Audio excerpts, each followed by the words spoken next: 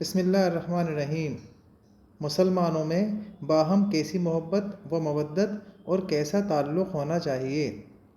حضرت ابو موسیٰ اشعری رضی اللہ عنہ سے روایت ہے کہ آپ نے فرمایا کہ ایمان والوں کا تعلق دوسرے ایمان والوں سے ایک مضبوط عمارت کے اجزاء کا سا ہونا چاہیے کہ وہ باہم ایک دوسرے کی مضبوطی کا ذریعہ بنتے ہیں اور ان کے جڑے رہنے سے عمارت کھڑی رہتی ہے۔